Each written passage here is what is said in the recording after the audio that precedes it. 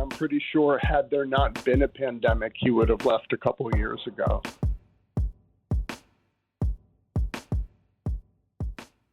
Hi there, it's WAMC News Director Ian Pickus. And on this episode of the WAMC News Podcast, we prepare for the post-Fauci era. One of the leading figures in America's response to the coronavirus pandemic will soon leave the federal government. Dr. Anthony Fauci is stepping aside in December. The octogenarian is the nation's top infectious disease expert and serves as President Biden's chief medical advisor. Fauci has been the longtime head of the National Institute of Allergy and Infectious Diseases. And as with his earlier work responding to HIV/AIDS, Fauci has sometimes found himself at the center of a political firestorm during this latest pandemic. Journalist and author Michael Specter, a New Yorker staff writer, knows Fauci well, having covered him for decades, including the 2020 audiobook Fauci. And Michael Specter joins us now. Thanks for being here. Oh, it's my pleasure. Were you at all surprised by Tony Fauci's announcement that he'll leave his position? No, I mean, I don't know this for a fact, but I'm pretty sure had there not been a pandemic, he would have left a couple of years ago. I think once the pandemic started, he felt committed to seeing it through to the degree that we can ever say it has been seen through. Do you feel that he's leaving at an appropriate time of the state of COVID-19? I mean, it seems based on his statements that he expects COVID will be with us for a while. Yeah, I mean, look, I think for many reasons, both good and bad, mostly bad, this is becoming a somewhat endemic infectious disease. So I don't think there will be any good time for Tony to leave if the requirement is that he stay until it disappears, because that's like saying, I'll leave as soon as influenza is no longer an issue. I think he's done what he can do. He's 82. It is also true that he is under constant, vicious, incomprehensibly awful attack. And I think people can only take so much of that. You've cataloged moments in his career when he was under severe pressure, especially during HIV/AIDS. But is it your sense that this politicization of his job during the pandemic came as a surprise to him?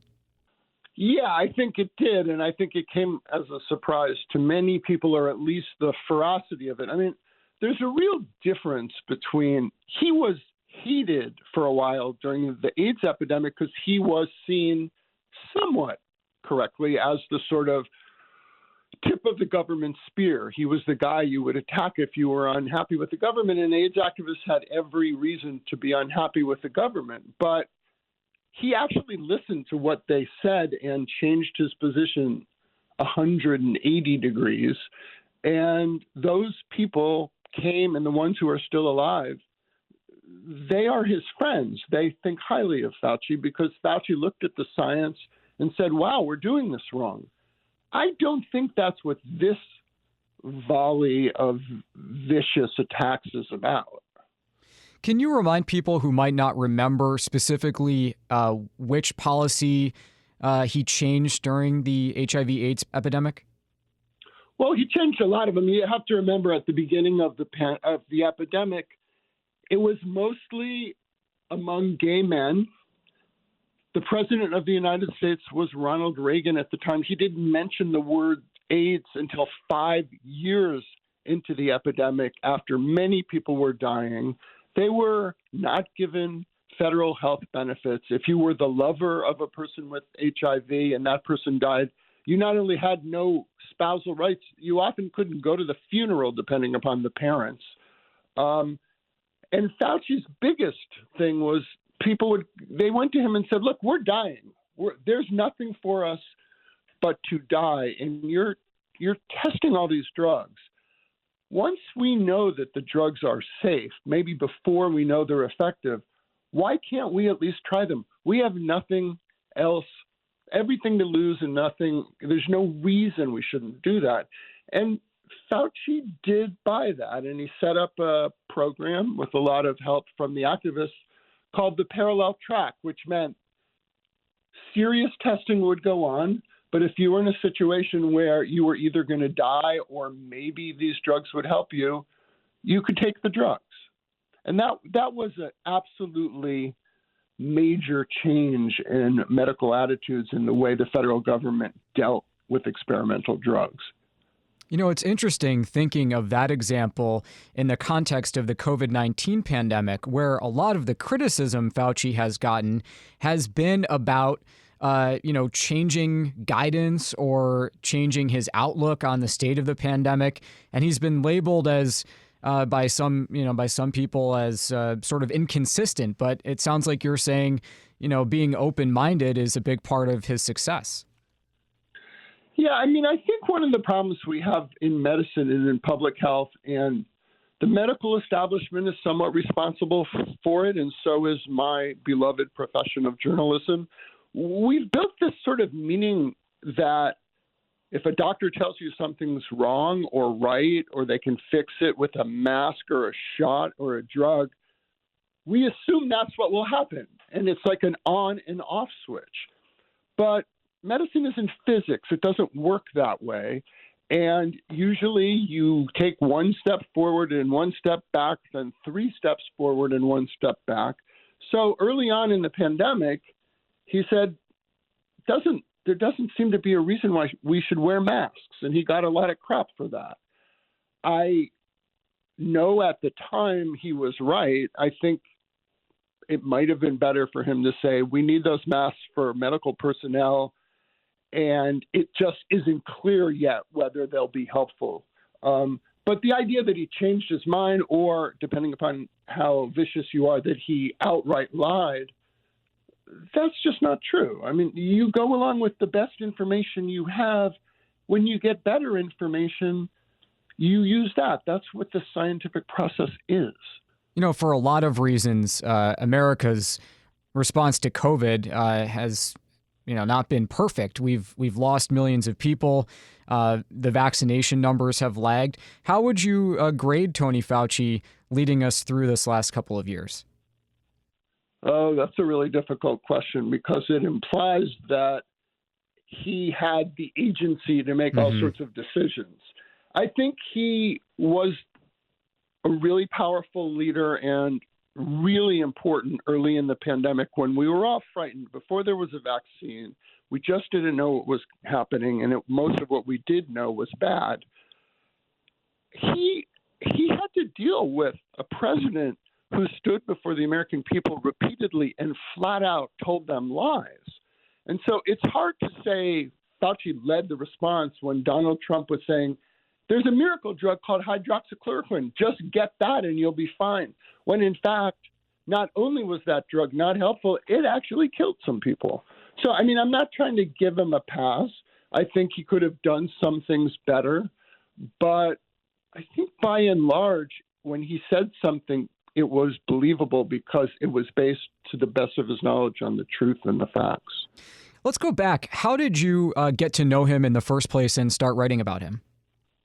I was at the Washington Post early in my career, and it was the semi-early days of AIDS, and they asked me if I wanted to sort of be the first beat reporter covering AIDS. That should have happened at places like the Post and the Times a couple of years before it did, but at least it happened. And when I started, it was about 6 or 8 months into the time that Fauci had become director of the Institute of Allergy and Infectious Diseases, which was the institute that looked at HIV. So he quickly became the spokesperson for a lot of this because he's pretty articulate and he likes to answer questions, and it's probably not shocking for you to learn that he likes talking to the press. So I got to know him then, and then over the years as I switched papers and then magazines and various pandemics from SARS and bird flu to H1N1 to COVID, he's been the guy that, you talk to for the government point of view. Do you have any sense of what he plans to do next? He has said, he's not really retiring. He's just leaving this position. I mean, I honestly don't have special sense beyond what he's said. I think he is working on a book that's more of a general memoir rather than a sort of scientific text, of which he's contributed to many.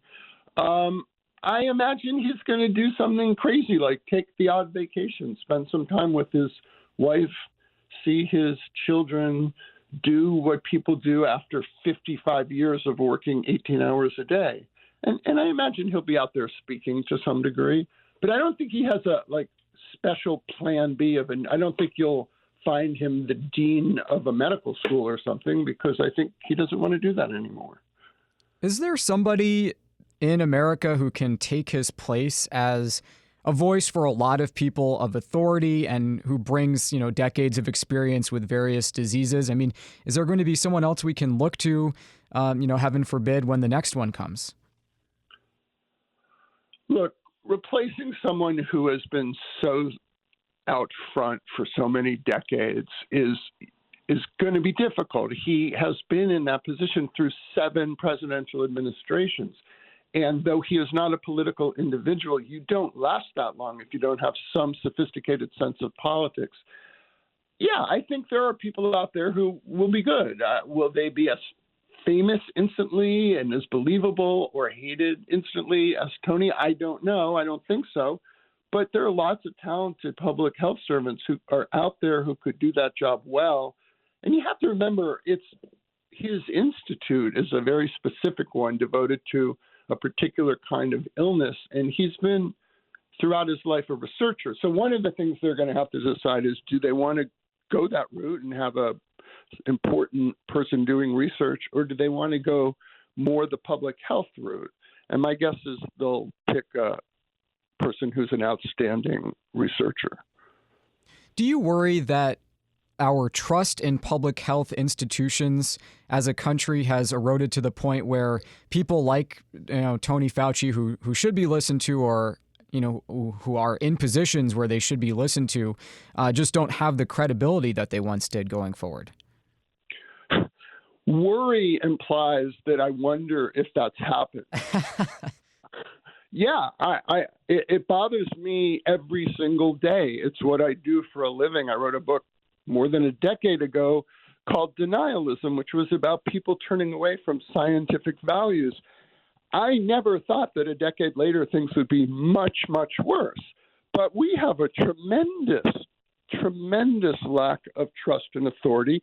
Some of that is obviously warranted, but when you look at our vaccine record, I mean, these vaccines are the most successful vaccines ever developed in the most rapid timescale, and yet many, many Americans won't get vaccinated. Even those who do are not getting boosted. And some of that is because people, again, think, well, I get the vaccine and I still get sick, but they don't go to the hospital and they don't die. And that's the best you can hope. So, yeah, I worry about it tremendously, because I kind of feel like if you develop something as good as this vaccine is, and it's still a matter of fierce public debate, or the fact that wearing a mask is some political thing, yeah, we have huge problems, huge. It occurs to me to ask a follow-up there. We're both in New York State, where a case of polio was confirmed for the first time in about a decade in the country, and subsequent wastewater testing around the lower Hudson Valley in New York City has shown further spread of the polio virus. What's your reaction to that? Well, I'm appalled. In that book I just mentioned, I sort of say, gee, we could have polio again, because polio is an infectious disease. And if you have it and you're in Pakistan or some other country and you get on a plane and you land in New York 12 hours later or 18 hours later, you don't know necessarily you're infected. That's how these diseases work. And the way to ward that off is to have a vaccinated population. And the polio vaccine is very powerful, and it changed the way Americans lived when it was introduced. But now people don't remember that. And now polio is back. And I think it's inevitable we'll see more cases of polio, because once the virus is out there, it's out there. And that is a disgrace. Any person who becomes sick from polio, paralyzed or dies, that's just a outrage because it shouldn't happen. Anything I didn't ask you that you'd like to add? No, I mean, I the only thing I would add is I hate to be negative, and I think there are an enormous number of people doing fantastic medical research and public health work, and we will move forward. I just wish that it was an easier kind of motion than it is. That's journalist and author Michael Specter, remembering the career of Tony Fauci, the nation's top infectious disease expert, who has announced he will be stepping down from the government in December. And Michael's work is available in The New Yorker and many other places, including the 2020 audiobook Fauci. Thank you so much for taking the time to speak with us, and thanks for all of your reporting. Well, thank you. It was really a pleasure to be on. All right, that does it for this episode of the WAMC News Podcast. Thanks so much for listening. Until next time, I'm Ian Pickus.